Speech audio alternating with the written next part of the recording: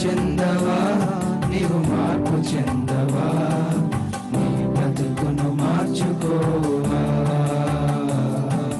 నీ బ్రతుకును మార్చుకోవా. అనుకూల సమయం ఇదేనని ఎరిగి మారు మనసును పొందవా, మారు మనసును పొందవా. దిగంబరిగానే వచ్చావు నీవు, దిగంబరిగా పోతావు.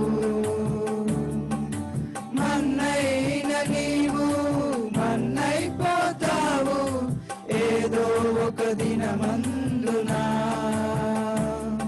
దిగంబరిగానే వచ్చావు నీవు, దిగంబరిగా పోతావు.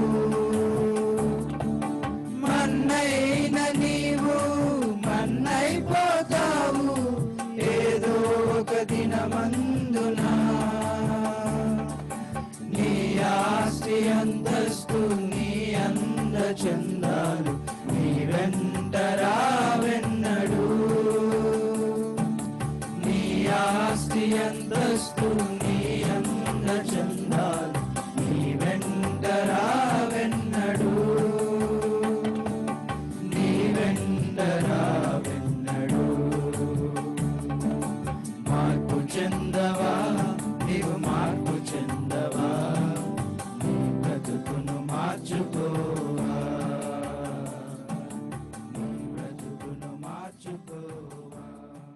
ప్రభునందు ప్రియమైన యవన బిడ్డలారా, ఈ సాయంకాల సమయంలో మీతో కూడా కలిసి సహవాసం చేసి దేవుని మీరు స్తుతిస్తుండగా నేను కూడా మీతో ఏకీభవించడానికి సంతోషించడానికి దేవుడిచ్చిన సదవకాశాన్ని బట్టి మొదటిగా దేవునికి స్తుతిస్తున్నాను, స్తుతి స్తోత్రములు చెల్లిస్తున్నాను. అలాగే మీరు మీటింగ్కి వెళ్ళినప్పుడు, మందిరంలో ఉన్నప్పుడు మనం ఎలా కూర్చుంటామో అలాగే కూర్చోగలిగితే అది మనకు దీవెన, సంతోషం. ఎవడు దీనుడై నలిగిన హృదయం కలవాడై నా మాట విని వణుకుచుండును వానినే నేను దృష్టిస్తున్నాను అని సర్వశక్తుడైన దేవుడు సెలవిస్తున్నాడు. అంటే మనము ఒక క్లాస్లో ఉన్నప్పుడు లెక్చరర్ యొక్క, టీచర్ యొక్క దృష్టి మన మీద పడాలని కోరుకుంటాం. ఒక అధికారి దగ్గరికి మనం వెళ్ళినప్పుడు వారి దృష్టి మన మీద పడాలని, ఉండాలని కోరుకుంటాం. అలాగే దేవుని సన్నిధికి వచ్చినప్పుడు తప్పనిసరిగా దేవుని దృష్టి మన మీద ఉండాలని కోరుకోవాలి. అయితే దేవుని దృష్టి ఎవరి మీద ఉంటుంది అంటే, ఎవరు దీనుడై నలిగిన హృదయం కలవాడై దేవుని మాటకు వణుకుతారో. దాని అర్థం మొట్టమొదటిగా హ్యూమిలిటీ, దీనత్వం కలిగిన వారి మీద. రెండవదిగా నలిగిన హృదయం, దేవుడు నాతో ఏం మాట్లాడతాడు, ఏమి మాట్లాడినా పర్వాలేదు అని ఆలోచించే నలిగిన హృదయం కలిగి ఆయన మాట్లాడుతుండగా వణికేవారు. అంటే అవును ప్రభువా, నేను ఇలాగే ఉన్నాను, నీవు నాతో మాట్లాడుతున్నందుకు నీకు స్తోత్రం, నిజమే నాయన, నేను సరిచేసుకుంటాను.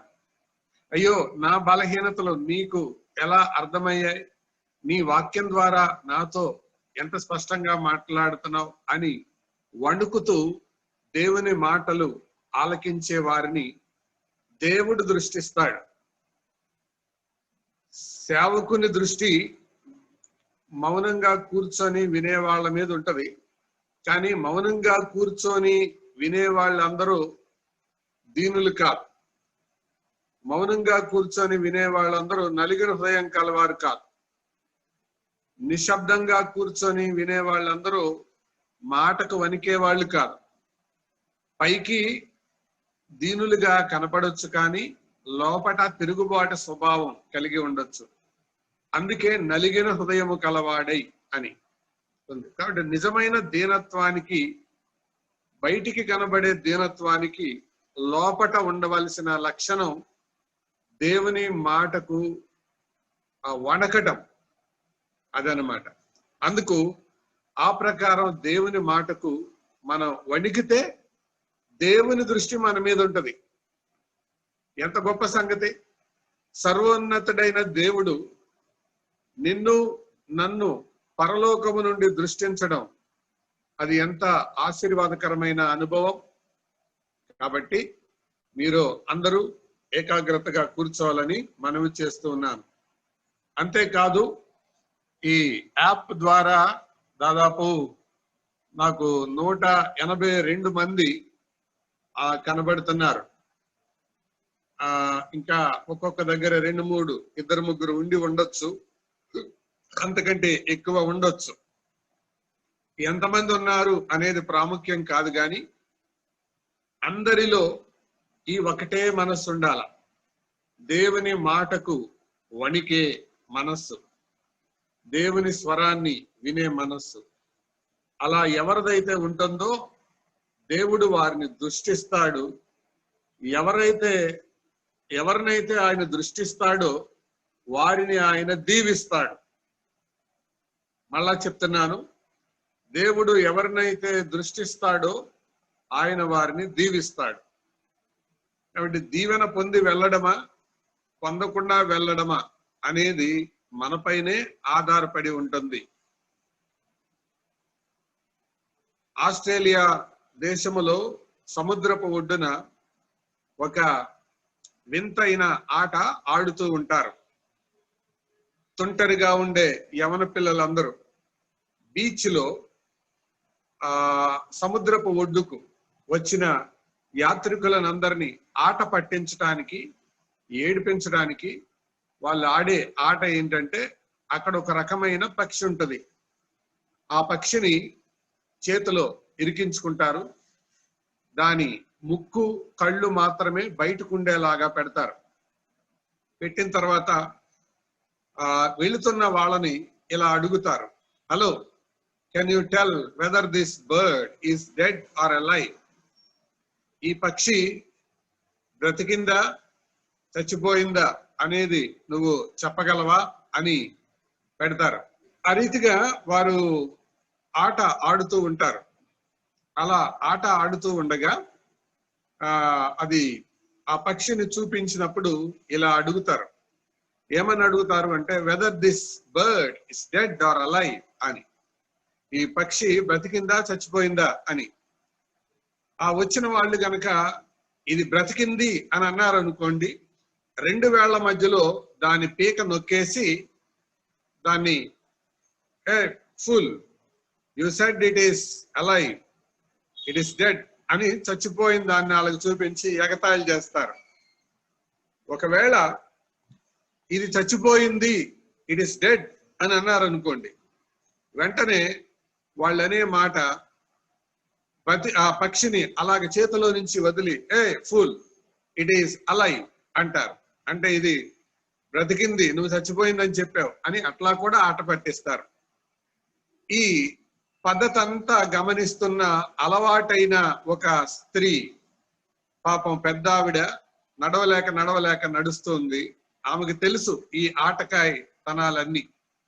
అందుకని ఆవిడ ఏమనంది అనంటే, ఆవిడ్ని ఈ ఇబ్బంది పెడుతూ వస్తూ ఉండగా, మేడం మేడం ప్లీజ్ టెల్ అంటే, చాలా ఆటలు చూసింది ఆవిడ. అంది, ఏం పట్టించుకోకుండా వెళ్తుంటే, అప్పుడు ఆవిడతో ఎట్లాగానే ఈవిడతో చెప్పించాలి అని వాళ్ళు వెంటబడుతూ ఉండగా ఆవిడంది, oh young man, it is in your hands. యవనస్తుడా, అది నీ చేతిలో ఉంది. If you want to keep it dead, you can.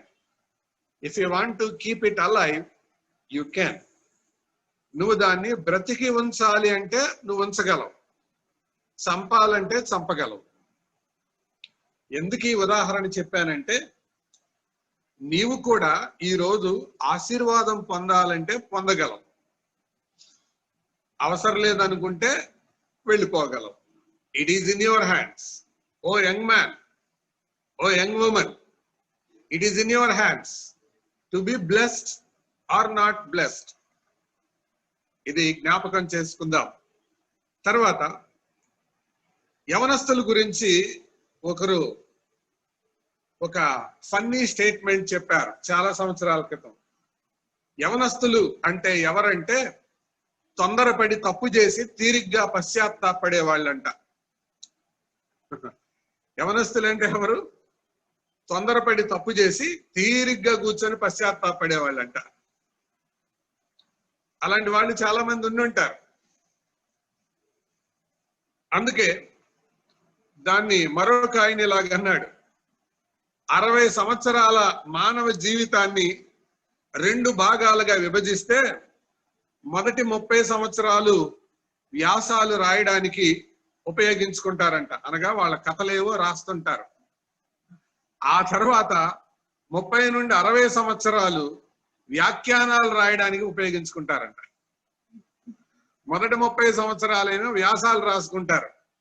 నేను ఇలా ఉండాలి, అలా ఉండాలి, అలా చేశాను, నా చిత్రాలు ఇలా ఉండాలి, ఇలాగ ఉండాలి అని ఊహించుకుంటూ ఉంటారు. మిగతా 30 సంవత్సరాలు వ్యాఖ్యానాలు చేస్తుంటారు. అయ్యో, వేరే వాళ్ళకి సలహాలు ఇస్తుంటారు. అదనమాట. తర్వాత ఆ 60 సంవత్సరాలని 3 భాగాలుగా విభజిస్తే అర్థమవుతుంది కదా. ఫస్ట్ సీక్వెన్స్ మొదటి చెప్పాను, రెండవది 2 చెప్పాను, మూడవది 3 చెప్తాను. ఆ తర్వాత వాక్యంలోకి వెళ్దాం. ఇది వార్మప్ సెషన్ అన్నమాట. రైట్. 60 సంవత్సరాలను 3 భాగాలు చేస్తే మొదటి 20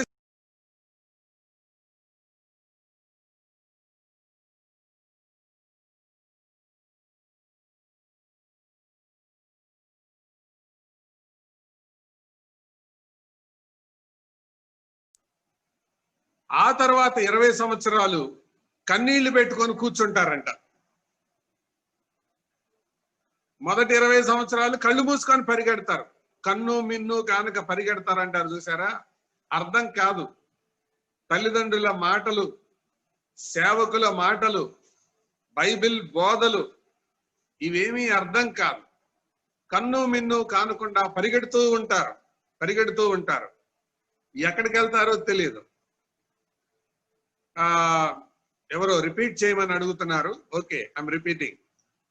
మొదటి 20 సంవత్సరాలు కళ్ళు మూసుకొని పరిగెడతారు.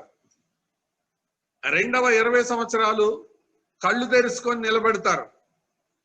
మూడవ 20 సంవత్సరాలు కళ్ళనీళ్లు పెట్టుకొని కూర్చుంటారు. పరిగెడతారు, నిలబడతారు, కూర్చుంటారు. మొదటి 20 సంవత్సరాలు పరిగెడుతున్నాము అనుకునేది ఎందుకంటే పాలు తాగడానికి. కానీ దొరికింది పాలు కాదని అప్పుడు అర్థమవుద్ది వాళ్ళకి. అప్పుడు ఆలోచించుకోవడానికి నిలబడతారు. ఆ ఆఖరి 20 సంవత్సరాల్లో కూర్చొని ఆవేదన చెందుతూ కూర్చుంటారు. మొదటి 20 సంవత్సరాల్లో పాలు తాగటానికి పరిగెత్తి రెండవ 20 సంవత్సరాల్లో ఆలోచించడానికి కూర్చొని ఈ 2 వీలుగా అటు పాలు దొరకవు, ఆలోచించిన ఉపయోగమూ లేదు. అందుకే మూడవ 20 సంవత్సరాల్లో కన్నీళ్లు పెట్టుకొని ఆవేదన చెందుతూ ఉంటారు. అయితే అలా ఉండకూడదు అనే ఈ youth conference, that is the reason. మిమ్మల్ని ప్రేమించి యవనస్తులు దీవించబడాలని, మేలు పొందాలని, ఆశీర్వాదం పొందాలని, నష్టపోకూడదని ప్రేమించి దేవుడు తన సేవకుల ద్వారా ఇలాంటి సమయాలు ఏర్పరిచారు. నిజానికి ఎంత కష్టపడ్డారో అర్థమవుతుంది కదా. 182 అటెండెన్స్ తీసుకురావడానికి ఎంతమంది తెలియజేశారు? 5గురు 6గురు నిలబడి పాట పాడడానికి ఎంత ప్రాక్టీస్ చేశారు? ఆ గిటార్ వేసేవాళ్ళు, కీబోర్డ్ వేసేవాళ్ళు ట్యూన్ సెట్ చేసుకొని చక్కగా పాట ఉండాలి అని వాళ్ళు ఎంత ప్రాక్టీస్ చేశారు? దేవుని సేవకుడు ఎంత ప్రయాసపడ్డాడు, ఎంత మందికి వార్త తెలియజేశాడు. కొంతమంది సేవకులు కూడా కనబడుతున్నారు ఇందులో నాకు. ఓకే, మంచిది, వాళ్ళు కూడా యూత్ అని అనుకున్నారు, పర్వాలేదు. మంచిది, అయినా పర్వాలేదు. మీరు కూడా దేవుని సన్నిధిలో ఇలా కూర్చోవడం ప్రోత్సాహం, సంతోషం. మెట్టుకు ఈ ప్రయాస అంతా దేని కొరకంటే గుప్పెడు హృదయం కొరకు.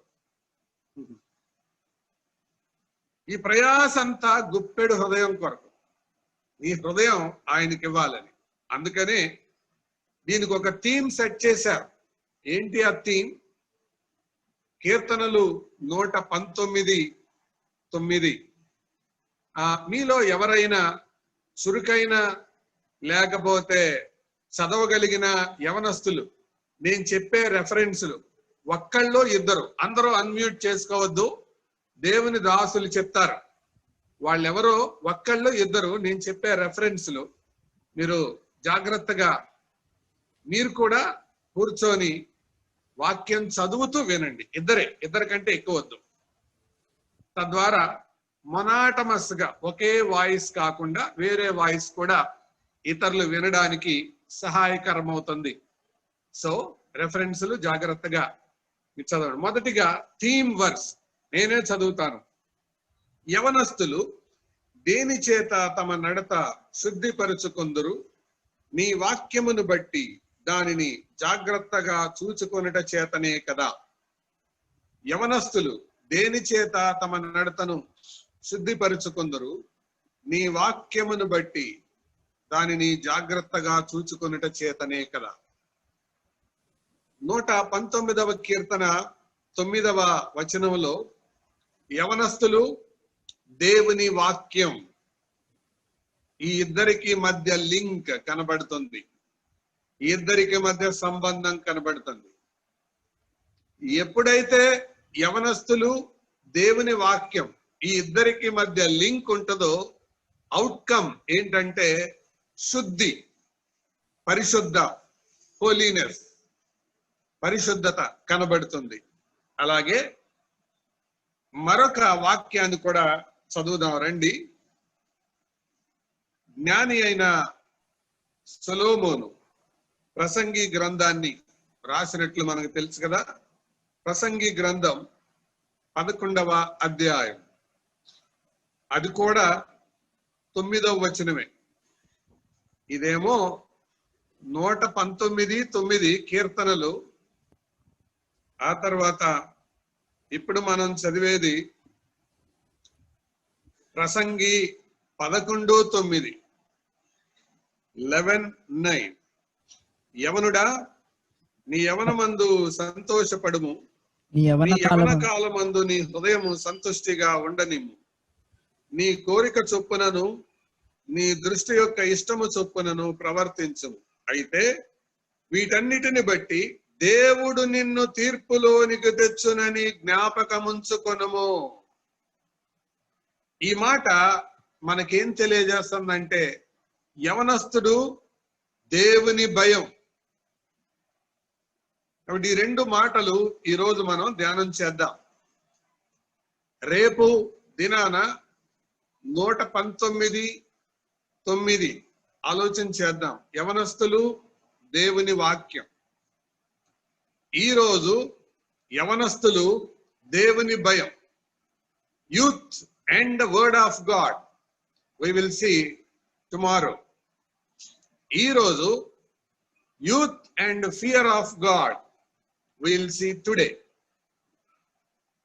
దేవుని వాక్యము, యవనస్తులు రేపు చూద్దాం. దేవుని భయము, యవనస్తులు ఈరోజు చూద్దాం. యవన బిడ్డలారా, దేవుడు ఉన్నాడు అన్న మాట వాస్తవం. చాలా మంది దేవుడు లేడు అని అనుకుంటారు. పిల్లి పాలు తాగేటప్పుడు ఎవరూ తనను చూడటం లేదు అని అనుకుంటది. చూడక కాదు, చూడటం లేదు అని అనుకున్నప్పుడే తాగగలదు. ఎవరైనా చూస్తున్నారు అని గనక అనుకుంటే అది తాగలేదు. అలాగే యవన బిడ్డలు కూడా వారి ఇష్టానుసారంగా నడుచుకోవాలి అని అంటే దేవుడు లేడు అని అనుకోవాలి. అప్పుడే వాళ్ళు ఇష్టం వచ్చినట్టు చేస్తారు. దేవుడు ఉన్నాడు అని అనుకున్నప్పుడు నియంత్రించేవాడు ఉంటారు. అందుకే దేవుడు లేడు అని అనుకునే వాళ్ళని దేవుని వాక్యం ఇలా చెప్పింది, దేవుడు లేడని బుద్ధిహీనులు తమ హృదయములో అనుకొందురు అని. కాబట్టి దేవుడు లేడు అని అనుకునే వాళ్ళు బుద్ధిహీనులు. తీర్పు ఉన్నది, జాగ్రత్త, దేవుని భయం. అంటే నువ్వు దేవునికి భయపడితే నీవు రక్షించబడతావు. రెండవదిగా, దేవుని వాక్యం చేత నీ హృదయాన్ని నింపుకుంటూ ఉంటే నువ్వు పరిశుద్ధుడిగా ఉంటావు. నేను ఇవ్వబోతున్న 2 టాక్స్ కు అవుట్లైన్ చెప్పాను. దేవుని భయము కలిగి ఉంటే నీవు రక్షించబడతావు. దేవుని వాక్యముతో నీవు సంబంధం కలిగి ఉంటే నీవు పరిశుద్ధుడిగా ఉంటావు. If you live with fear of God, you will be saved. If you live with the word of God, you will be sanctified. నీవు దేవుని భయము కలిగి ఉంటే రక్షించబడతావు. దేవుని వాక్యముతో సంబంధం కలిగి ఉంటే పరిశుద్ధుడిగా ఉంటావు. అలాంటి దేవుని భయము నీవు కలిగి ఉండాలని నేను కోరుతూ ఉన్నాను. రండి, రక్షించబడడం అనేది దేవుని యొక్క ఆజ్ఞ. దాన్నే మారు మనస్సు అని, నిత్య జీవము అని రకరకాల పేర్లతో పిలుస్తారు. ఈరోజు ఆ మారు మనస్సు, నిత్య జీవాన్ని గురించి ఆలోచించిన ఒక యవనస్తుని మీ గమనంలోనికి తీసుకొని రావాలని నేను కోరుతున్నాను. దేవుని వాక్యంలోనికి మనం వెళ్దాం. రండి, మొట్టమొదటిగా మార్కు సువార్త లేక మత్తయి సువార్త 19వ అధ్యాయంలోకి వెళ్దాం. మత్తయి సువార్త 19వ అధ్యాయం 16వ వచనం నుండి 22వ వచనం వరకు మీలో ఎవరైనా బిగ్గరగా స్పష్టంగా చదివి వినిపిస్తారా? ఇందాక నేను చెప్పిన ఇద్దరిలో ఎవరైనా ఒకరు. మత్తయి సువార్త 19వ అధ్యాయం 16వ వచనం నుండి 22వ వచనం వరకు. ఇదిగో, ఒకడు ఆయన యొద్దకు వచ్చి, బోధకుడా, నిత్య జీవం పొందుటకు నేను ఏ మంచి కార్యం చేయవలనని ఆయనను అడిగాను. అందుకాయన, మంచి కార్యంను గూర్చి నన్నెందుకు అడుగుచున్నావు? మంచివాడొక్కడే. నీవు జీవంలో ప్రవేశింపగోరిన ఎడల ఆజ్ఞలను గైకొనమని చెప్పెను. అతడు ఏ ఆజ్ఞలను ఆయన అడగగా, యేసు, నరహత్య చేయవద్దు, వ్యభిచరింపవద్దు, దొంగిలవద్దు, అబద్ధ సాక్ష్యం పలకవద్దు, తల్లిదండ్రులను సన్మానింపుము, నిన్ను వల్లే నీ పొరుగు వారిని ప్రేమింపవలనని అనునయే అని చెప్పెను. అందుకు ఆ యవనుడు, ఇవన్నీ అనుసరించుచునే ఉన్నాను, ఇకను నాకు కొదువ ఏమని ఆయనను అడిగాను. అందుకు యేసు, నీవు పరిపూర్ణమవుటకు కోరినెడల పోయి నీ ఆస్తిని అమ్మి బీదలకిమ్ము, అప్పుడు పరలోకమందు నీకు ధనము కలుగును. నీవు వచ్చి నన్ను వెంబడించుమని అతనితో చెప్పెను. అయితే ఆ యవనుడు మిగుల ఆస్తి గలవాడు గనుక ఆ మాట విని వ్యసనపడుచు వెళ్ళిపోయెను. Thank you brother, thank you very much. You read well, బాగా చదివారు, సంతోషం. ఇప్పుడు మనం చదివిన ఒక వ్యక్తి యవనుడు అని మనం చదువుతున్నాం. ఈ యవనస్తుడికి ఒక ఆశ ఉన్నది. He has a desire. ఆయన ఆశ. సహజంగా యవనస్తులకి వారికి ఉండే ఆశలు వేరు. ఒక పాస్టర్ గారు ఒక యవనస్తుడితో మాట్లాడుతూ, బాబు ఏంటి నీ జీవితంలో ఆశ అని అడిగితే, నీ గురి ఏంటి అని అడిగితే ఆయన ఇలా చెప్పాడంట, I want 1 wife, 2 children, 3-bedroomed house, 4-wheeler, 5-day working job and 6 figures of salary అన్నాడంట. అంటే ఒక భార్య, 2 పిల్లలు, 3 గదుల ఇల్లు, 4 చక్రాల వాహనం, 5 పని దినాల ఉద్యోగం, 6 అంకెల జీతం అన్నాడంట. అప్పుడు పాస్టర్ గారు అన్నాడంట, కోపం వచ్చి, మరి 7 అడుగులు గొయ్యో అన్నాడంట. అంటే చాలా సార్లు యవనస్తులు ఇక్కడ వరకే ఆలోచిస్తారు, ఉద్యోగము, వివాహము, కుటుంబము. కానీ జీవితములో అతి ప్రాముఖ్యమైనది మారు మనస్సు, రక్షణ పొందడం, రక్షించబడడం. ఈ రక్షణానుభవం లేకుండా, మారు మనస్సు లేకుండా ఒక వ్యక్తి చనిపోతే అది ఎంత భయంకరమో. అలాంటి వ్యక్తి గురించే యేసు ప్రభువారు అన్నాడు, ఒకడు సర్వలోకము సంపాదించుకొని తన ప్రాణము పోగొట్టుకొనుట వానికి ఏమి ప్రయోజనము అన్నాడు. లోకమంతా సంపాదించుకున్న ప్రాణం పోగొట్టుకుంటే, తన ఆత్మను పోగొట్టుకుంటే ఏమి ప్రయోజనము అన్నాడు. అందుకే ఈ యవనస్తుడు మంచివాడు అని అయితే మనకు అర్థమవుతుంది. సరే, ఆయన ఎంత మంచివాడో చివరికి మనం ఆలోచన చేద్దాం. మొట్టమొదటిదిగా, he was a young man. అతడు ఒక యవనస్తుడు. యవన కాలమందు ఉండవలసిన కోరికలు కాని, ఆశలు కాని, ఆశయాలు కాని, లోక సంబంధమైన ఆలోచనలు అతనికి లేవు. He was a young man, యవనస్తుడు. రెండవ మాట చూడండి, సెకండ్ వర్డ్, రెండవ మాట లూకా సువార్త 18వ అధ్యాయం 18వ వచనం. లూకా సువార్త 18వ అధ్యాయం 18వ వచనం. మరొకరు చదవండి. ఇదే సందర్భం. ఈ వాక్య భాగాన్ని మీలో ఎవరైనా కంపేర్ చేసి చదువుకోవాలి అని అంటే మత్తయి 19లోను, మార్కు 10లోను, లూకా 18లోను ఉంటది. మరలా చెప్తున్నాను, మత్తయి 19, మార్కు 10, లూకా 18. 19, 10, 18 ఈ 3 భాగాల్లో ఒకని గురించే రాయబడింది. ఒక్కొక్కరు ఒక్కొక్క కోణంలో నుండి రాశారు. కాబట్టి ఇతని గురించి మనకు బాగా అర్థం అవ్వాలంటే 3 వాక్య భాగాలు కూడా మనం కంపేర్ చేస్తూ సరిపోల్చుకుంటూ నేర్చుకోవాలి. అప్పుడు నేర్చుకోగలం. అతడు యవనస్తుడు అని మనం మత్తయి సువార్తలో చూసాం.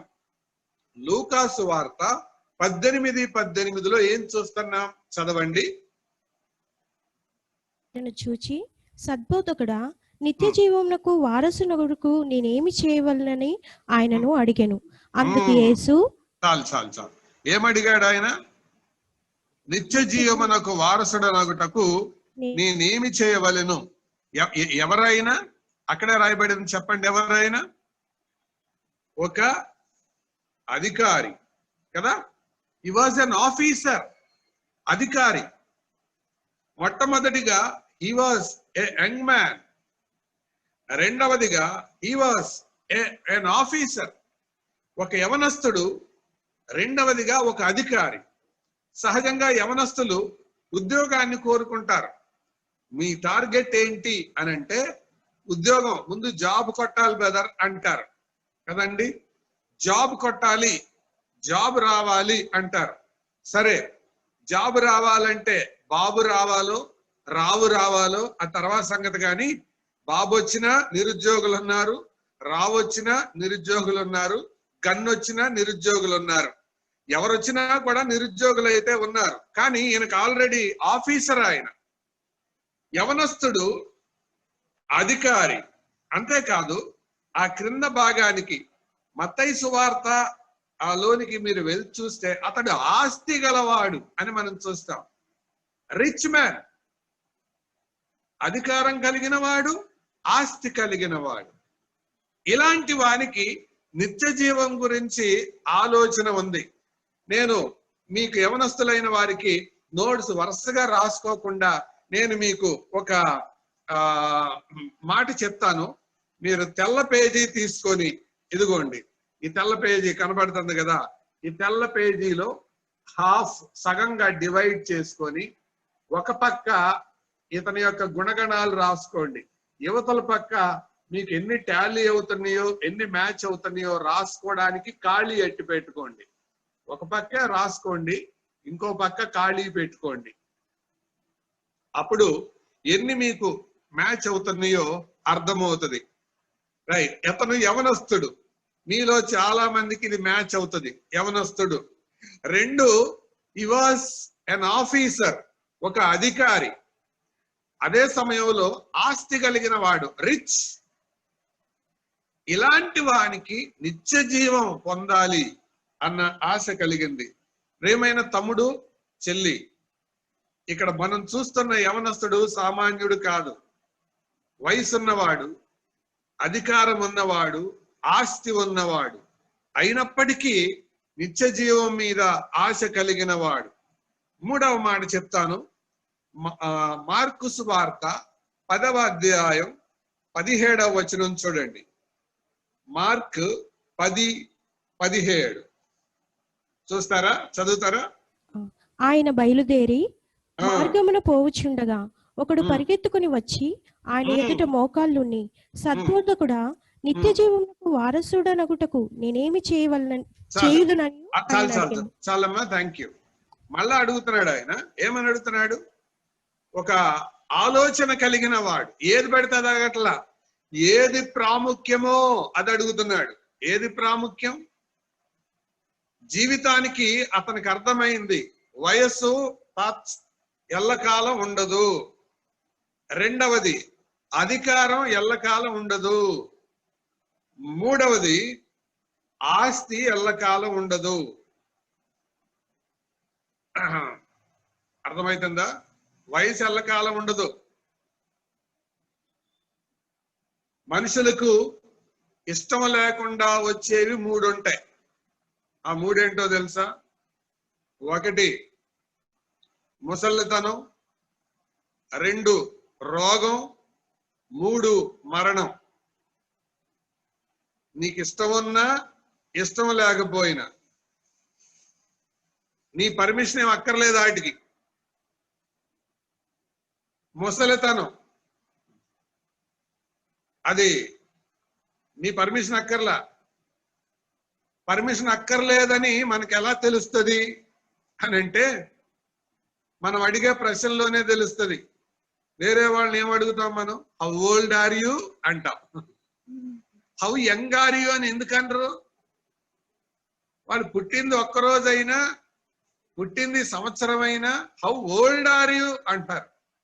అంటే నువ్వు ఎన్ని సంవత్సరాలు పాతవాడివి, పాతదానివి, లేదా ఎన్ని సంవత్సరాలు ముసలోడివి, ముసల్దానివి అని అర్థం. 1 సంవత్సరం గడిచినా ముసలోళ్ళ కింద లెక్కే. కాకపోతే 3 భాగాలుగా విభజించారు కాబట్టి బాల్యము, యవనము, నడి వయస్సు, వృద్ధాప్యం అని 4 భాగాలుగా చెప్తారు. కానీ ప్రశ్నలో మాత్రం హౌ ఓల్డ్ ఆర్ యు అనే అంటారు. కాబట్టి ఈ యవనస్తుడికి అర్థమైంది వయస్సు శాశ్వతం ఉండదు అని. అందుకే నేను అప్పుడప్పుడు ఇలా చెప్తూ ఉంటాను, నిన్నటి బాలలే నేటి యవనులు, నేటి యవనులే రేపటి వృద్ధులు. అలాగే నేటి యవనులే రేపటి వృద్ధులు. అలాగే నేటి వృద్ధులే రేపటి మృతులు. వీటికేం పర్మిషన్ అక్కర్లేదు. బాబు కరోనా రావాలా వద్దా అని అడిగి రావటల్లా, జ్వరం రావాలా వద్దా అని అడిగి రావటల్లా. నీకు ఇష్టం ఉన్నా లేకపోయినా వచ్చేస్తుంది. జలుబు చెయ్యాలా వద్దా అని అడిగి రావటల్లా. క్యాన్సర్ రామంటావా వద్దంటావా అని అడిగి రావట్లా. వ్యాధి అడిగి రాదు, వృద్ధాప్యం అడిగి రాదు, మరణం అడిగి రాదు. అందుకనే సొలొమోను ప్రసంగిలో అన్నాడు, యవన వయస్సు నడిప్రాయము గతించిపోవును. ఆయన కూడా యవన కాలంలోనే ఉన్నాడు. అప్పుడు ప్రసంగి గ్రంథంలోనికి వృద్ధాప్యంలోకి వచ్చాడు. అందుకే వృద్ధాప్యంలోకి వచ్చి ప్రసంగి అధిక ప్రసంగం చేస్తున్నాడు. వ్యర్థము వ్యర్థము వ్యర్థమని. నేను ఇందాక 3 మాటలు చెప్పానే. పరిగెత్తాడు కన్ను మిన్ను కానక, నిలబడి ఆలోచించాడు, చివరికి కూర్చొని ఏడుస్తున్నాడు. పరిగెత్తినప్పుడు అర్థం కాల, అడ్డమైనల్లా పెళ్లి చేసుకున్నాడు.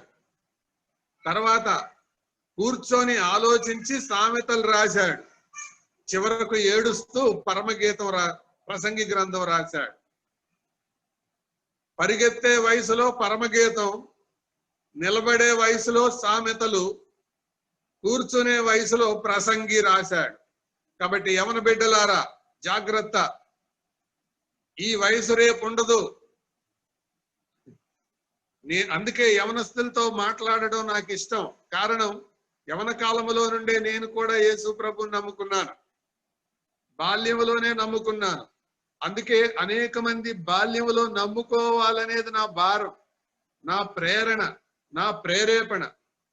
యవనస్తులతో మాట్లాడడం అది నాకు ఇష్టమైన కార్యక్రమం. కారణం, నేను యవన కాలములో ప్రభువు కొరకు ప్రయోజకుడిగా ఉన్నట్లు మీరు కూడా ఉండాలనేది నా ఆశ. ఇప్పుడు వృద్ధాప్యం వచ్చింది అనుకోండి, నేను కూడా ఒకప్పుడు అనుకున్నాను బలం ఉంటది అని. కానీ చూడండి, నా మీసాలు నెరిశాయి, నా జుట్టు నెరిసింది. నేను కూడా ఒకప్పుడు మీకంటే అందగాడిని. ఉండదు, రేపు మీరు కూడా అంతే. ఈ ఏలాడుతా ఉంటాయి, తెల్లబడతా ఉంటాయి. ముసలి వాళ్ళు ఎలా ఉంటారో ప్రసంగి గ్రంథం ఇందాక 11 చదివాంగా, తర్వాత 12 చదవండి. 12 అయింది అని అంటే తర్వాత గంట కొడుతుందని అర్థం. ప్రసంగిలో 12 అయింది అంటే 12 తర్వాత గంటే. ప్రసంగి 12 తర్వాత గంట 13 లేదిక. అందుకే యవన బిడ్డలారా ఆలోచన చేయండి. యవనస్తుడు ఆస్తి అధికారం కలిగిన వాడు, ఆలోచన కలిగిన వాడు. దేని గురించి? రక్షణ గురించి.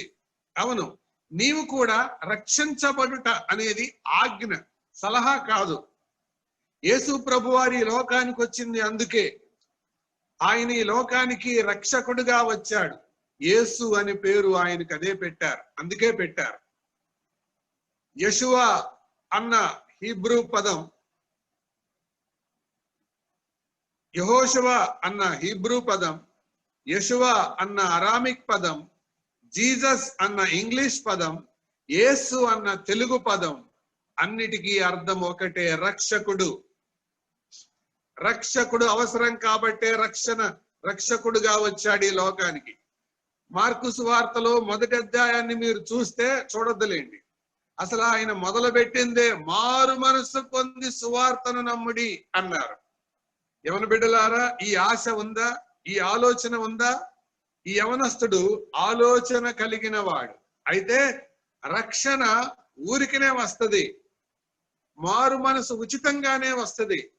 వాక్యం ద్వారా, పరిశుద్ధాత్మ ద్వారా దేవుడు నీతో మాట్లాడుతున్నాడు. అవును, వాక్యం ద్వారా దేవుడు సుధాకర్ బాబు అనే వ్యక్తిని ఉపయోగించుకొని మాట్లాడుతున్నాడు. నిజమే కదా అని నీకు మనసులో ఆలోచన కలుగుతుందే, పరిశుద్ధాత్మ ద్వారా ఒప్పిస్తున్నాడు. ఈ రెండు కలిస్తే యోహాను సువార్త 3వ అధ్యాయం ప్రకారం ఒకడు నీటి మూలముగాను ఆత్మ మూలముగాను, నీరు వాక్యం, ఆత్మ పరిశుద్ధాత్ముడు, ఈ రెండు ఎప్పుడైతే కలుస్తాయో వారు రక్షించబడతారు. దేవుని సేవకుడు వాక్యాన్ని చెప్తున్నాడు, దేవుని ఆత్మ నిన్ను ఒప్పిస్తున్నాడు. ఇది నువ్వు ఒప్పుకుంటే రక్షణ దొరుకుతుంది. రక్షణ అంటే పాటలు పాడడం కాదు, చర్చికి వెళ్ళడం కాదు. రక్షణ అంటే క్రైస్తవ కుటుంబంలో పుట్టడం కాదు. రక్షణ అంటే వందనాలు ప్రైజ్ ది లార్డ్ చెప్పటం కాదు. రక్షణ అంటే మారు మనసు పొందడం, మనసు మార్చుకోవడం. క్రైస్తవ కుటుంబంలో పుట్టినంత మాత్రాన క్రైస్తవులు కాలేరు. బిల్లీ గ్రాహం గారు ఇలా అన్నారు, కారు షెడ్ లో పుట్టినంత మాత్రాన కారు అవుతాడా? గొర్రెల దొడ్డిలో పుట్టినంత మాత్రాన గొర్రె అవుతాడా? ఒక మనిషి స్థలం లేక కారు షెడ్ లో ప్రసవించింది అనుకోండి, పుట్టింది కారు అవుతుందా? అలాగే ఒక వ్యక్తికి స్థలము లేక గొర్రెల దొడ్డిలో కనబడింది అనుకోండి, అంత మాత్రం చేత గొర్రె అవుతుందా? అలాగే ఒక వ్యక్తి క్రైస్తవ కుటుంబంలో పుట్టినంత మాత్రాన క్రైస్తవుడు అవడు. మారు మనసు పొందాలి, రక్షణ పొందాలి. మతములో పుట్టిన ఈ వ్యక్తి, యూదా మతాన్ని బాగా ఆకలింపు చేసుకున్న ఈ వ్యక్తి అతనికి అర్థమైంది నిత్య జీవం ఇది కాదు అని. కాబట్టి మూడవది ఆలోచన కలిగిన వాడు. రక్షణ దేవుడు ఊరికినే ఇస్తాడు, ఉచితంగా ఇస్తాడు. Salvation is free. ఈ రాత్రి రక్షించబడాలని నీకు ఆశ ఉంటే నువ్వు కూడా రక్షించబడు. 4వ మాట చెప్తాను. 10వ అధ్యాయం మార్కు సువార్త 17వ వచనం చూడండి. మార్కు 10:17 చదవండి. మార్కు 10:17. ఆయన బయలుదేరి మార్గమున పోవుచుండగా ఒకడు పరిగెత్తుకుని వచ్చి చాలు. ఏం చేసి? పరిగెత్తుకొని వచ్చి. 4వ మాట ఆలస్యం ఎరుగని వాడు, ఆలస్యం సహించని వాడు. సహజంగా దేనికోసం పరిగెడతాం మనం? ఇందాక నేను చెప్పానుగా, యవనస్తులు దేనికోసం పరిగెడుతుంటారు? రకరకాల వాటి కోసం పరిగెడతారు. అలాగూ పరిగెత్తినప్పుడు ఏదైతే అందటం లేదో దాని కొరకు పరిగెడతారు. ఈ యవనస్తుడు రన్నింగ్ అనగా సమయం విలువ ఎరిగినవాడు, టైం విలువ తెలిసినవాడు. బైబిల్ అదే చెప్తుంది. ఇదే మిక్కిలి అనుకూల సమయం, ఇదే రక్షణ దినం. కొరింథీయులకు రాసిన 2వ పత్రిక 6వ అధ్యాయంలో ఆ మాట రాయబడింది. ఇదే అనుకూల సమయం, ఇదే రక్షణ దినం. అందుకే రక్షించబడండి, తర్వాత రక్షణ పొందుదాం అని అనుకోవద్దు. అదే సొలొమోను ఇందాక మనం చదువుకున్న ప్రసంగి గ్రంథం 12వ అధ్యాయములో ఆయన ఇలా అన్నాడు, నీ బాల్య దినములందే అన్నాడు. పైనేమో యవన కాలం గురించి మాట్లాడాడు. 12వ అధ్యాయంలో బాల్య దినములందే అన్నాడు. నాకు ముందు కొంతమంది చిన్నపిల్లలు కూడా కనపడుతున్నారు. ఇక్కడ గ్రేస్ ఫ్యామిలీ ఫెలోషిప్ అని ఒకటి కనపడుతుంది ఇందులో, మొబైల్. అందులో 2 పిల్లలు కనపడుతున్నారు. తర్వాత జ్యోతి అనే మొబైల్ కనపడుతుంది, దాంట్లో కూడా పిల్లలు కనపడుతున్నారు. గుడ్, సంతోషం. Children also interested. కానీ బాల్య దినముల్లోనే నమ్ముకోవాలని దేవుని ఉద్దేశం. ఆలస్యం చేయొద్దు. నేను కూడా బాల్య దినముల్లోనే నమ్ముకున్నాను. అలా నమ్ముకోవడానికి కారణం ఏంటో తెలుసా? నేను, మా స్నేహితులు అందరం కలిసి మా ఇంటి ప్రక్కన ఉన్న స్టేడియంలో, విజయవాడలో ఇందిరాగాంధీ మున్సిపల్ స్టేడియం అంటారు, ఆట ఆడుకుంటూ ఉన్నాం. క్రికెట్ ఆట. ఒకరు బౌలింగ్ వేశాడు, బాల్ కొట్టాడు. ఆ బాల్ పొదల్లోకి వచ్చింది. శ్రీనివాస్ అనేవాడు బాల్ తేవడానికి పొదల్లోకి వచ్చాడు. బాల్ వాడు విసిరేశాడు. వాడు రాకుండా అక్కడే కూర్చున్నాడు. మిగతా వాళ్ళు అరే రారా అంటున్నాడు. వాడు రావడం లేదు. అందరూ అక్కడికి వెళ్ళారు వాడిని చూడటం కొరకు. ఏంటి వీడు రావటం లేదు అని. అక్కడికి వెళ్ళి చూస్తే వాడి కాల్లో నుంచి రక్తం కారుతుంది. అరే ఏంట్రా రక్తం కారుతుంది అంటే, ఏమో తెలియదురా, ఏందో కుట్టింది, నొప్పిగా ఉంది అన్నాడు. అయ్యో అలాగా అని అన్నారు. సరే ఏం కాదులే ఆడండి అన్నారు. సరే నేను ఆడలేనులా, నేను ఇంటికి వెళ్ళిపోతాను అన్నారు. అప్పటికే చీకటి పట్టడం వల్ల ఇంటికి వెళ్ళిపోయాం. తర్వాత రోజు ఆ రాత్రి ఇంటికి వచ్చిన మేము తర్వాత రోజు పొద్దున్నే స్కూల్కి వెళ్తే స్కూల్ ముందు బోర్డు పెట్టారు, ఈ రోజు పాఠశాలకు సెలవు అని. ఏంటి సంగతి అని ఆలోచన చేస్తే శ్రీనివాస్ లేడు, చచ్చిపోయాడు. కాళ్ళ కింద భూమి కంపిస్తున్నట్లయిపోయింది. అరే నిన్నటి దినాన 12 గంటలు కూడా గడవలేదే, అప్పుడే ఈ శ్రీనివాస్ చనిపోవడం ఏంటి, విచిత్రంగా ఉందే ఏంటి అని మేమందరం కలిసి ఫ్రెండ్స్ శ్రీనివాస్ ఇంటికి వెళ్ళాం. నిన్నటి దినాన మాతో ఆట ఆడిన శ్రీనివాస్, బాల్ అందించిన శ్రీనివాస్ విగత జీవుడై చనిపోయి చాపలో కట్టేశారు, తాటి చాపలో. ఏంటని చూస్తే నోట్లో నుండి నొరగ కారుతుంది. అప్పుడు వాళ్ళ అమ్మా నాన్న చెప్పారు, అతనికి ఆ ముందు రోజు కుట్టింది త్రాచుపాము, తెలీదు, కాటేసింది, వెళ్ళిపోయింది. ఆ దృశ్యం మనసులో రికార్డ్ అయిపోయింది. అందువల్ల భయం ఏర్పడింది. తర్వాత దేవుని వాక్యాన్ని ఆలకిస్తూ ఉండగా దేవుని సేవకుడు ఆయన మాట్లాడిన సంగతి ఏంటంటే, వాక్యం చెబుతూ, ఈ రాత్రి చనిపోతే నువ్వు ఎక్కడికి వెళ్తావు? ప్రభు వస్తే నువ్వు ఎక్కడుంటావు? చనిపోతే ఎక్కడికి వెళ్తావు? ప్రభు వస్తే నువ్వు ఎక్కడుంటావు? ప్రశ్న నా హృదయంతో సంధించబడినప్పుడు ఇక యేసు ప్రభుని నమ్ముకోవాలి అన్న ఆశ కలిగింది. 7వ తరగతి వయసులోనే ఇంటికి వచ్చి మంచం ప్రక్కన మోకరించి, యేసు ప్రభువా, నన్ను క్షమించు, నన్ను రక్షించు, నీ బిడ్డగా చేసుకో.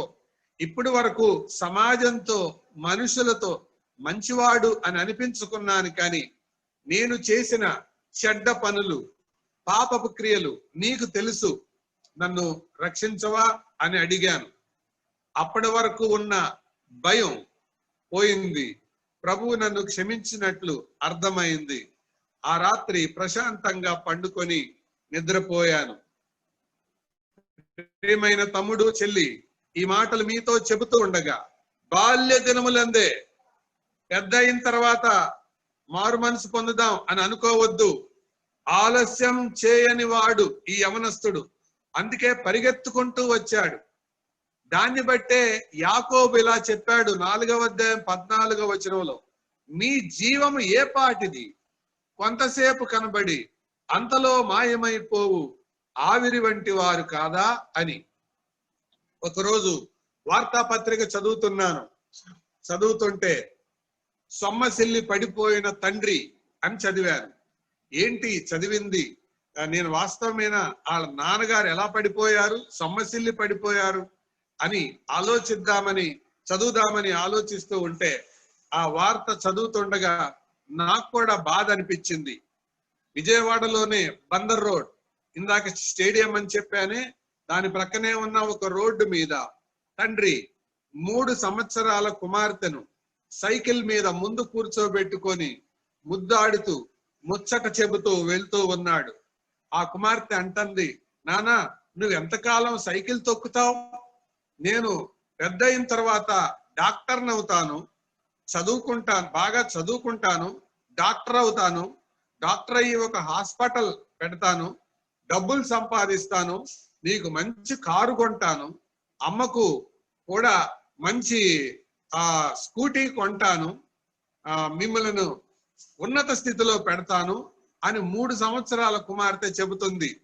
అంతలోకి ఆకాశం గాలి వాన వస్తూ ఉండగా గాలి తప్పించుకుందామని బెంజ్ సర్కిల్ కి దగ్గరలో టెలిఫోన్ క్వార్టర్స్ అని ఉన్నాయి, అక్కడ ఆ చెట్టు క్రింద ఆగాడు.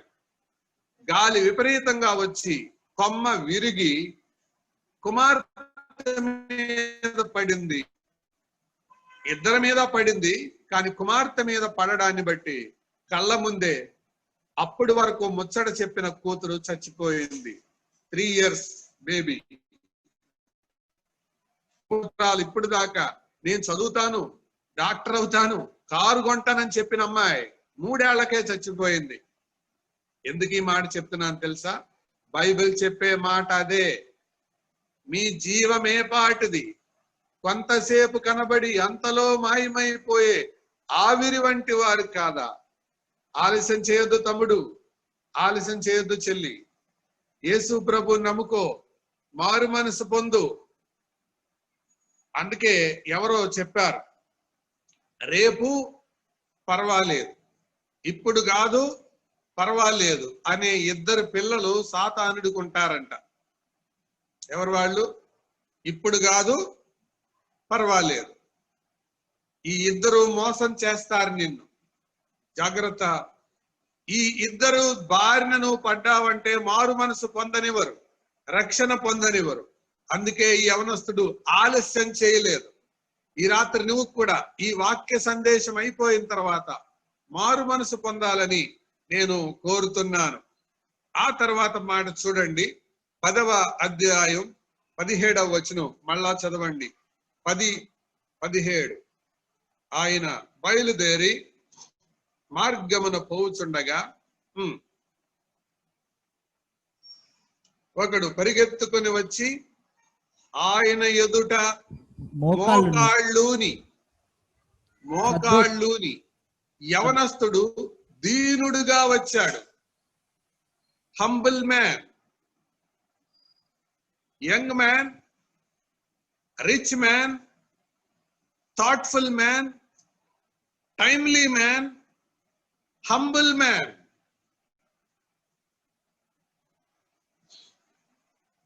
దీనుడిగా వచ్చాడు. సహజంగా యవనస్తులకి గేర్ ఎక్కువ ఉంటుంది, అది కూడా రోడ్డు మీద. అదే చర్చిలోనే మోకరించలేరు, పొయ్యిలో పుల్లలు పెట్టినట్టు కాళ్ళు ఆరదాపుకొని కూర్చునే వాళ్ళు కొందరైతే, చక్కగా మఠం వేసుకొని బాచాపట్లు వేసుకొని యోగా చేసినట్టు కూర్చునే వాళ్ళు కొందరైతే, అసలు మోకరించే వాళ్లే తక్కువ, చర్చిలో మోకరించే వాళ్లే తక్కువ, ప్రార్థన చేసే వాళ్ళ మధ్య మోకరించే వాళ్ళు తక్కువ.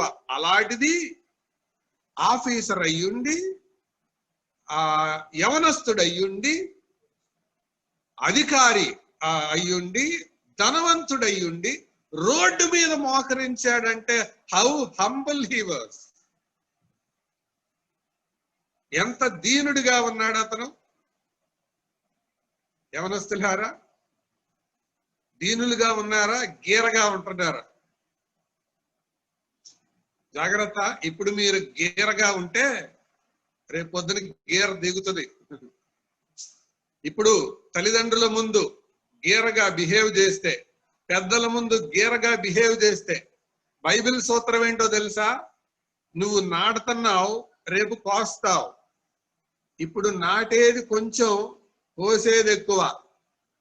విత్తనం ఒకటే, కాయలు బోల్డ్. నువ్వు చేసేవి కొన్ని, కోసేవి ఎన్నో. దీనత్వం నేర్చుకోండి. అందుకే మొదట్లోనే చెప్పాను నేను, ప్రారంభంలోనే, ఎవడు దీనుడై నలిగిన హృదయం కలవాడై మాట విని వణుకును, అలాంటి వాళ్ళు కావాలి. అందుకే 20వ శతాబ్దపు ప్రవక్తగా ఎంచబడుతున్న A.W. టోజర్ ఒక అద్భుతమైన మాట అన్నాడు. Bible was return in tears and Bible will reach the hearts with tears. God does not have anything to tell to a frivolous person. దేవుని వాక్యము కన్నీళ్లలో పుట్టింది, కన్నీళ్లతో దాన్ని అంగీకరించే వాళ్ళనే చేరుతుంది. ఒక చంచలమైన ఆటకాయ తత్వం కలిగిన వాడికి దేవుని వాక్యమేం అవసరం లేదు. వాడి కొరకు సిద్ధపడింది దేవుని తీర్పు మాత్రమే. జ్ఞాపకం పెట్టుకో. అందుకే దీనులుగా ఉండండి. యవనస్తులకి సలహా ఇస్తూ అపోస్తలుడైన పేతురు మొదటి పత్రిక 5వ అధ్యాయంలో ఇలాగన్నాడు, చిన్నలారా మీరు పెద్దలకు లోబడి ఉండుడి. కానీ చిన్నలకు ఇష్టమైన బడి, లోబడి భలే కష్టమైన బడి. చిన్నలకు ఇష్టమైన బడి తిరగబడి. లోబడి కష్టం, తిరగబడి ఇష్టం. చాలా మంది ఈ బడిలో ఉంటున్నారు. కానీ ఇతడు దీనుడుగా వచ్చి మోకాళ్ళునాడు. Humble man, మోకాళ్ళునాడు. యవనస్తులుగా మోకాళ్ళుని ప్రార్థన చేయడం, అవసరమైతే మోకాళ్ళుని బైబిల్ చదవడం నేర్చుకోండి. Officer, rich, young, thoughtful, also timely, ఇన్ని మంచి లక్షణాలు కలిగిన ఆయన హంబుల్ గా కూడా ఉన్నాడు. తర్వాత మాట చూడండి, 10వ అధ్యాయం 17వ వచనం, 10-17. పరిగెత్తుకొని వచ్చి ఆయన ఎదుట మోకాళ్ళుని సద్బోధకుడా అన్నాడు. అంటే respectful man. He was not only humble. ఏమంటున్నాడు? సద్బోధకుడా, రెస్పెక్ట్ఫుల్ మ్యాన్. గౌరవిస్తూ మాట్లాడుతున్నాడు. యవన బిడ్డలారా, గౌరవం నేర్చుకోండి. పెద్దలనైనా ఇందాక నేను చెప్పానుగా, దీన్ని తగ్గించుకోవడం, గౌరవించడం నేర్చుకోండి. అమ్మని కొంతమంది అమ్మ అని పిలవరు, అమ్మని నాన్నని నాన్న అని పిలవరు. టీచర్ అని పిలవరు. కొంతమంది స్కూల్లో టీచర్లకి, కాలేజీలో లెక్చరర్లకి పేర్లు పెడుతుంటారు. ఒక స్కూల్లో ఇలా పేరు పెట్టారు, ఉల్లిపాయ అంట టీచర్కి పెట్టిన పేరు. ఇంకో టీచర్కి పేరు పెట్టారు క్యారెట్ అంట. ఇంకో లెక్చరర్కి ఒక పేరు పెట్టారు. ఆ లెక్చరర్కి పెట్టిన పేరు ఏంటంటే సోప్ బాక్స్ అంట. ఇంకో లెక్చరర్కి ఒక పేరు పెట్టారు టాయిలెట్ బాక్స్ అంట. జాగ్రత్త, ఏం విత్తుతావు అవి కోస్తావు. బైబిల్ సూత్రం ఎప్పుడు వ్యర్థంగా పోదు. రెస్పెక్ట్ఫుల్, గౌరవించండి, సన్మానించండి. యేసు ప్రభు ముందు ఏమంటున్నాడు ఆయన? సద్బోధకుడా అంటున్నాడు. సద్బోధకుడా. ఎంత అద్భుతమైన ప్రశ్న, ఎంత అద్భుతమైన సంబోధన. గౌరవించడం తెలుసా? ఒక్కసారి నేను ఇందాక చెప్పాను కదా, ఎడం పక్కన ఈ లక్షణాలు రాసుకోండి, కుడి పక్క టిక్ చేసుకోండి. నేను యవనస్తురాల్ని. ఓకే. రిచ్, బాగా ఆస్తుందా? అయితే టిక్కు కొట్టుకో, లేకపోతే ఇంటూ కొట్టుకో. ఆఫీసర్వా? ఇప్పుడే జాబ్ వచ్చేసిందా? టిక్కు కొట్టుకో, లేకపోతే ఇంటూ కొట్టుకో. ఆలోచన ఏమన్నుందా అంటే కేవలం భవిష్యత్తు గురించే కాకుండా నిత్య జీవాన్ని గురించి ఆలోచించాలన్న మనసుందా? అయితే టిక్కు కొట్టుకో. అంతేకాదు, సమయం విలువ తెలుసా నీకు? ఎవరో చెప్పకముందే నిద్రలేస్తున్నావా? నీకంటూ సొంత టైం టేబుల్ ఉందా? ఎవరో లే లే అని పాట పాడితే అలారం పెట్టుకొని ఆ అలారం నీకు పలారం పెడతా ఉంటే దాని నెత్తి మీద ఒకటి కొట్టి మళ్ళా దాన్ని నిద్రపోతూ సమయం విలువ ఎరగకుండా నీవు జీవిస్తూ ఉంటే అది ఎంత టైమ్లీ పర్సన్ కాదు నీవు. అలాగే దీనత్వం, హంబుల్, ఇవన్నీ మ్యాచ్ అవుతున్నాయా? అందుకే యవనస్తుడి గురించి మనం నేర్చుకుంటున్నాం.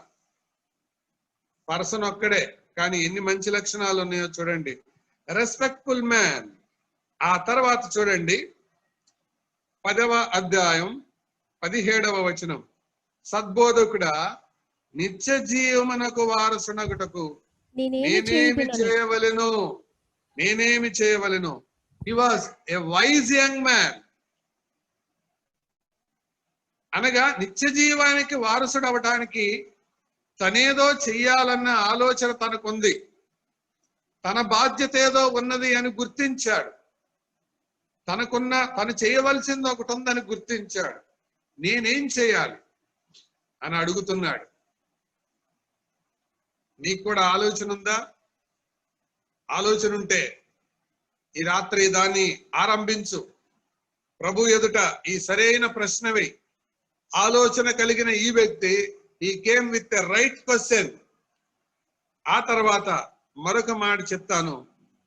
his moral discipline, అతని యొక్క మోరల్ నైతిక క్రమశిక్షణ కలిగిన వాడిగా అతడు ఉన్నాడు. మోరల్ డిసిప్లిన్ కలిగిన వాడిగా ఉన్నాడు. చూడండి అతని మోరల్ డిసిప్లిన్ 10వ అధ్యాయం 19వ వచనం. నరహత్య చేయవద్దు, వ్యభిచరింపవద్దు, దొంగిలవద్దు, అబద్ధ సాక్ష్యం పలకవద్దు, మోసపుచ్చవద్దు, నీ తల్లిదండ్రులను సన్మానింపము అను ఆజ్ఞలు నీకు తెలియను కదా అని అతనితో చెప్పాను. అందుకతడు, బోధకుడా, బాల్యము నుండి ఇవన్నీ ఉంటిని. See, he was a moral young man. నైతిక విలువలు కలిగిన యవనస్తుడు. యవన బిడ్డలారా, ఈ లక్షణాలన్నీ ఉన్నాయా మీలో? See his moral discipline, అతని నైతిక క్రమశిక్షణ చూడండి. ఏమేమంటున్నాడు? మొదటిది, నరహత్య చేయవద్దు. తర్వాత వ్యభిచరింపవద్దు, దొంగిలవద్దు, సాక్ష్యము పలకవద్దు. నరహత్య చేయట్లేదు, కానీ కోపంగా అమ్మా నాన్న మీద మాట్లాడట్లేదా? కోపంగా అక్కా చెల్లెల మీద మాట్లాడట్లేదా? యేసు ప్రభు చెప్పాడుగా, కోపపడేవాడు నరహత్య చేసిన వాడితో సమానమని. అంత మాత్రమే కాదు, మరో సంగతి, దొంగతనం చేయొద్దు అన్నారు. అమ్మా నాన్న పర్సుల్లో నుండి, జేబుల్లో నుండి ఎందుకు కొట్టేశారు? ఫ్రెండ్స్ బాక్సుల్లో నుంచి పెన్నులు, పెన్సిల్ ఎందుకు కొట్టేశారు? కానీ ఇతను యేసు ప్రభువుతో చెప్తున్నాడు, ఇవన్నీ నేను చిన్నప్పటి నుంచే ఆన్సర్ ఇస్తున్నానని. See the discipline he has. తర్వాత మాట, అబద్ధం సాక్ష్యం పలకవద్దు, అబద్ధాలు ఆడొద్దు. ఇక్కడ చాలా మంది ఓడిపోతారు. అమ్మా నాన్న దగ్గర డబ్బులు తీయకపోవచ్చు, నరహత్య చేయకపోవచ్చు, కానీ అబద్ధాలు ఏ స్కూలు నేర్పదు. కానీ అన్నిటికంటే ముందు వచ్చే అబద్ధాలే. ఏబిసిడీలకు స్కూల్ ఉంది, అబద్ధాలకు స్కూల్ లేదు. కానీ ఏబిసిడీలు బాగా వస్తాయా, అబద్ధాలు బాగా వస్తాయా? లెక్కలకి ట్యూషన్ ఉంది, అబద్ధాలకు ట్యూషన్ లేదు. కానీ లెక్కలు బాగా వస్తాయా, అబద్ధాలు బాగా వస్తాయా? అర్థమవుతుందా? కానీ ఈ యవనస్తుడు అబద్ధాలకు కూడా దూరంగానే ఉన్నాడు. See his moral discipline. ఇన్ని మంచి లక్షణాలు కలిగిన వాడు. ఇలాంటి వాడికే నిత్య జీవం అవసరమైతే వీటిల్లో అసలు పూర్తిగా లేని వాళ్ళకి, ముప్పావు లేని వాళ్ళకి, సగం లేని వాళ్ళకి నిత్య జీవం ఎంత అవసరం? అర్థమవుతుందా? అందుకే ఈ రాత్రి యేసు ప్రభు వాక్యం ద్వారా నీతో మాట్లాడుతున్నాడు. మాట్లాడే ప్రభు ఏం చేశాడో చూసారా? 10వ అధ్యాయం 21వ వచనానికి రండి. 10:21. యేసు అతన్ని చూచి అతన్ని ప్రేమించి, యేసు అతన్ని చూచి అతన్ని ప్రేమించి. నీకు ఒకటి కొదువుగా ఉన్నది. యేసు అతన్ని చూచి అతన్ని ప్రేమించి. ప్రియమైన తమ్ముడు, చెల్లి, ఈ రాత్రి యేసు నిన్ను చూస్తున్నాడు, నిన్ను ప్రేమిస్తున్నాడు. యేసు నిన్ను చూస్తున్నాడు, నిన్ను ప్రేమిస్తున్నాడు. He sees you, he loves you. Also అతనితో ఇలా చెప్పాడు, he talks to you. He sees you, he loves you, he talks to you. చూస్తున్నాడు, ప్రేమిస్తున్నాడు, మాట్లాడుతున్నాడు. యేసు అతని చూచి అతని ప్రేమించి. ప్రేమించి అని తెలుగు బైబిల్లో ఉన్న ఈ మాట మూల భాషలో ఏముందో తెలుసా?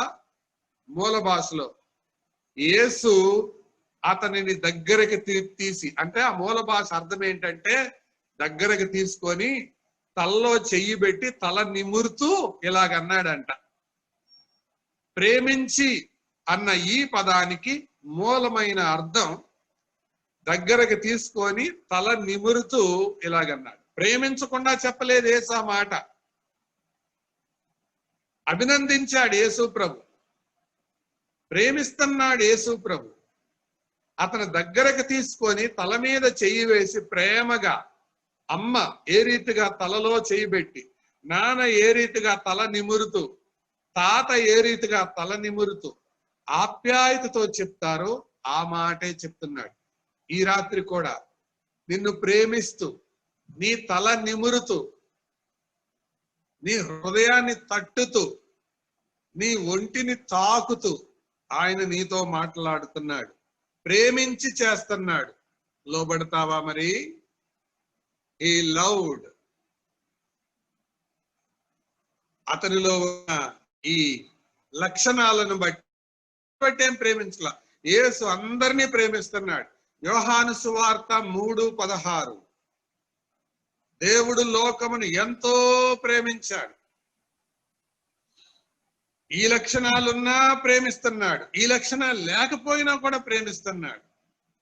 ఆయన అందరినీ సమానంగా ప్రేమించేవాడు.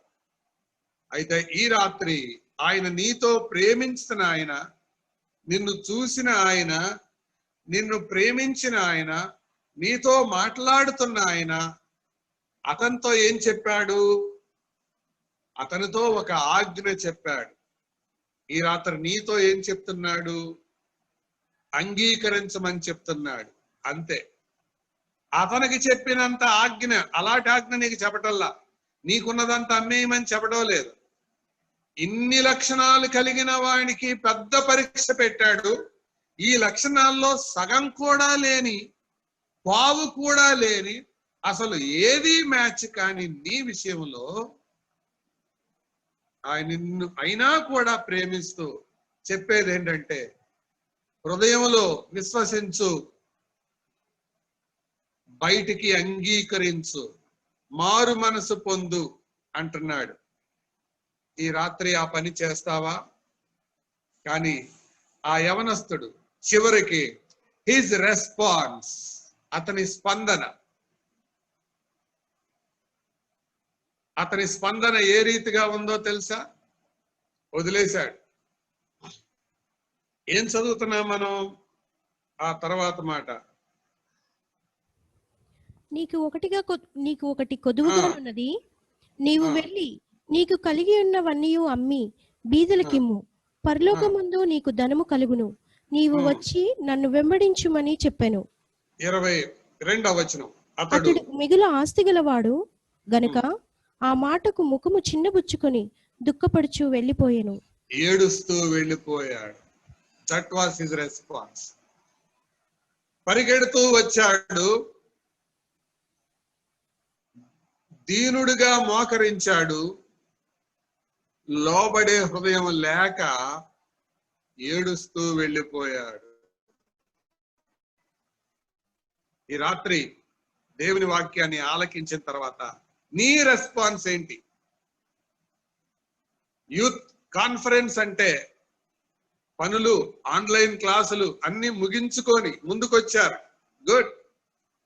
పాటలు ఎలా పాడతారో విన్నారు. సేవకుని మీద ఉన్న గౌరవాన్ని బట్టో, లేకపోతే సుధాకర్ అంకుల్ ఏం చెప్తారని ఆసక్తిని బట్టో చాలా మంది చేరి వచ్చారు, కనెక్ట్ అయి ఉన్నారు. సంతోషం. గుడ్. అయితే మీ రెస్పాన్స్ ఏముండబోతుంది? 182 మంది ఉన్నది, ఇప్పుడు 198 అయింది. ఇప్పుడే చూశాను నేను. అయితే నీ రెస్పాన్స్ ఏంటి? అది ప్రాముఖ్యం. నువ్వు రావడం గుడ్, నీ వైఖరి బాగుంది, నీ యొక్క అధికారం, ఒకవేళ నీ లక్షణాలు బాగున్నాయి, సరైన రీతిగానే వచ్చావు, సరైన ప్రశ్నే వేశావు, సరైన వైఖరితోనే కూర్చున్నావు. కానీ సరైన స్పందన లేక ఏడుస్తూ వెళ్ళిపోయాడు. There ends his matter. అక్కడ ఏం మాట చదువుతున్నా? వెళ్ళాను అని లేదు, ఏముంది? వెళ్ళిపోయాను. మీ బైబిల్లో ఏమని చూడండి, వెళ్ళిపోయాను. వన్స్ ఫర్ ఆల్, ఇంకెప్పుడూ రాలేదు. తమ్ముడు, చెల్లి, ఈ రాత్రి యేసు ప్రభు నిన్ను ప్రేమిస్తున్నాడు, నీతో మాట్లాడుతున్నాడు. ఇంతసేపు గంటకు పైగా మాట్లాడిన తర్వాత కూడా నీ దగ్గర సరైన స్పందన లేకపోతే, నువ్వు ఏడుస్తూ చిన్నబుచ్చుకొని ఇది తెలిసిందే కదా అనుకోని గనక వెళ్ళిపోతే, గుర్తుపెట్టుకో, you need to pay the price one day. ఒకానొక దినం నీవే మూల్యం చెల్లించాలి. తీర్పు ఉంది. అదే ప్రసంగి గ్రంథంలో చెప్తున్న మాట.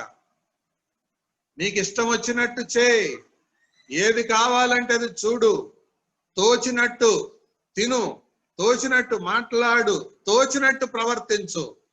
గుర్తుపెట్టుకో, ప్రతి మాటకు, ప్రతి ఆలోచనకు, ప్రతి పనికి లెక్క ఉన్నది. జాగ్రత్త. లెక్క చూస్తాడు, డొక్క చీలుస్తాడు, నరకంలో విసిరి పడేస్తాడు. ఈ రాత్రి ప్రేమించిన ప్రభువు దగ్గరికి వచ్చి ఆయన చేతుల్లో వాలిపోతావా? లేదండి, ఇప్పుడే కాదండి అని అంటావా?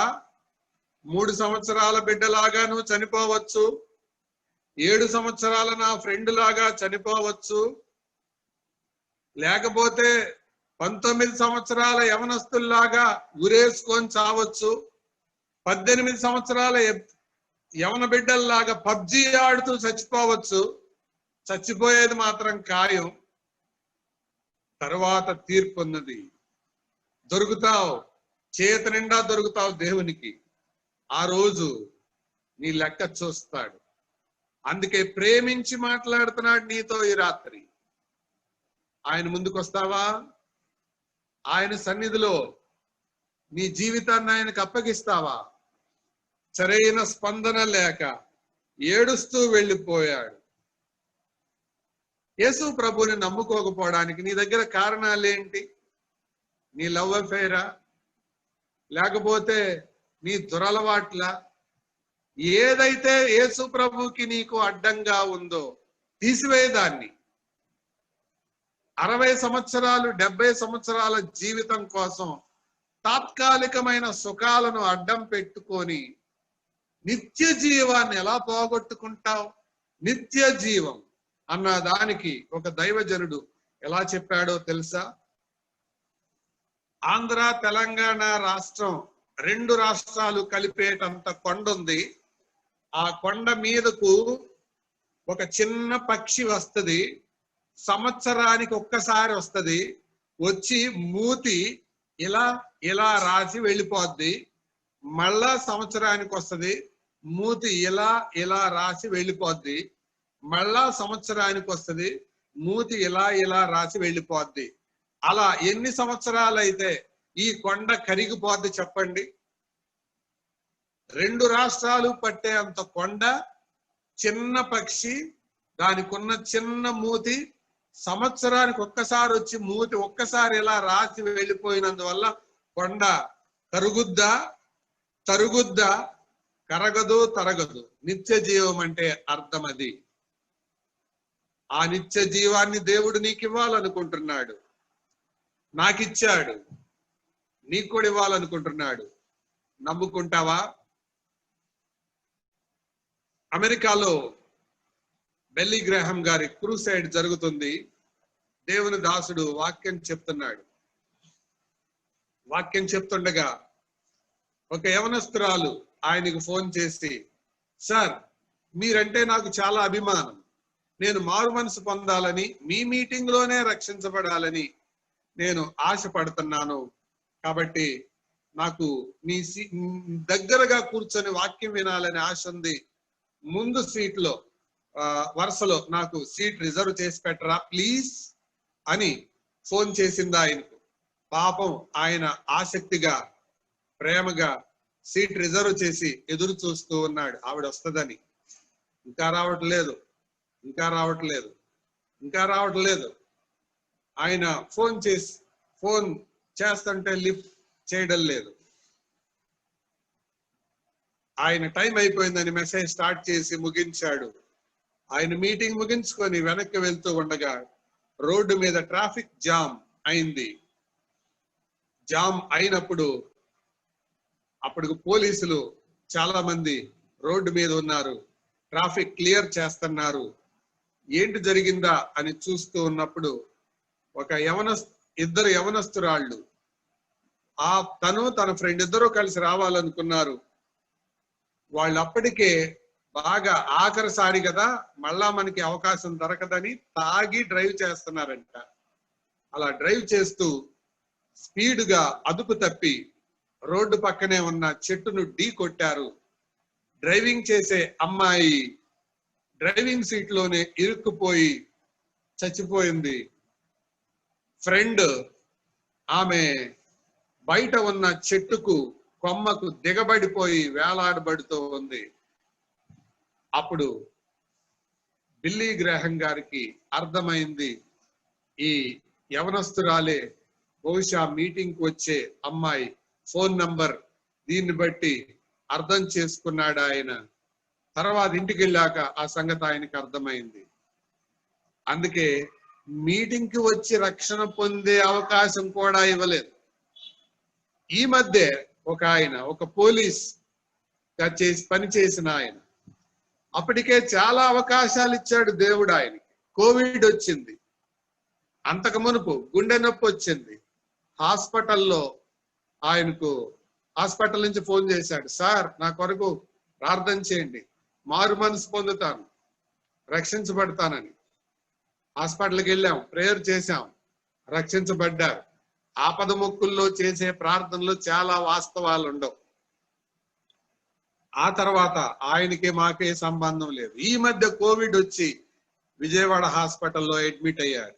మళ్ళా ఫోన్ నేరుగా చేయలేక బంధువుల ద్వారా చేపించారు. జరిగింది ఏంటంటే అవకాశం రాలేదు, అలాగే చనిపోయాడు. శవాన్ని కూడా ఇవ్వలేదు. ఇవ్వకపోగా డబ్బులు తీసుకొని శవాన్ని ఫోటో తీసుకోమని చెప్పి వాళ్లే సమాధి చేశారు. విచారకరమైన ముగింపు. తమ్ముడు, చెల్లి, ఇప్పటికే దేవుడు నీకు చాలా అవకాశాలు ఇచ్చి ఉంటాడు. మరి అవకాశాలు ఇవ్వకపోవచ్చు. చిన్నవారికైనా, యవనస్తులకైనా, పెద్దవారికైనా ఏం జరుగుతుందో తెలియదు. రేపేమి సంభవించునో మీరు ఎరుగరు. మీ జీవమే పాటిది. అందుకే నిత్య జీవానికి వారసులు కావాలని కోరుతున్నాను. యవనస్తులు దేవుని భయము యొక్క వెలుగులో జీవించాలని ఈ రాత్రి మనం నేర్చుకుందాం. నేను ప్రార్థన చేయబోతున్నాను. ఎవరైనా మీరు యేసు ప్రభుని నమ్ముకోవాలని ఆశ మీకు ఉంటే దయచేసి మీ మొబైల్లో మీ చెయ్యి పైకెత్తి చూపిస్తారా? మీ సేవకులు మిమ్మల్ని గమనించి మిమ్మల్ని ఫాలో అప్ చేస్తారు. థ్యాంక్ యూ తమ్ముడు. కొంతమంది నాకు కనబడుతున్నారు.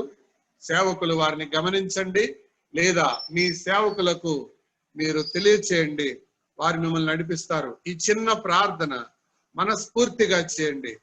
యేసు ప్రభువా, ఈ రాత్రి నా జీవితాన్ని మీకు సమర్పిస్తున్నాను. నిత్య జీవానికి నన్ను వారసునిగా చేయండి, యథార్థంగా చేయండి. ప్రభు మిమ్మలను రక్షిస్తాడు, దీవిస్తాడు. తల వంచండి. నేను చిన్న ప్రార్థన చేసి దేవుని దాసులకు అప్పగిస్తాను. పరిశుద్ధుడైన తండ్రి, మీ పాదాలకు స్తోత్రాలు, వందనాలు. ఈ రాత్రి మీరు ఇచ్చిన వర్తమానాన్ని బట్టి స్తోత్రాలు. ఎంతమందిలో మీ ఆత్మ కార్యం జరిగిందో తెలియదు. మీ ఆత్మ ద్వారా కొద్ది మందినైనా ఆకర్షించి నిత్య జీవానికి వారసులుగా చేయమని రేపటి రాత్రి కూడా మీ సహాయాన్ని కోరుకుంటూ యేసు ప్రభు ద్వారా వినయంతో వేడుకుంటున్నాం తండ్రి. ఆమేన్. నీవు మార్పు చెందవా, నీ బ్రతుకును మార్చుకోవా, నీ బ్రతుకును మార్చుకోవా. అనుకూల సమయం ఇదేనని ఎరిగి మారు మనసును పొందవా, మారు మనసును పొంద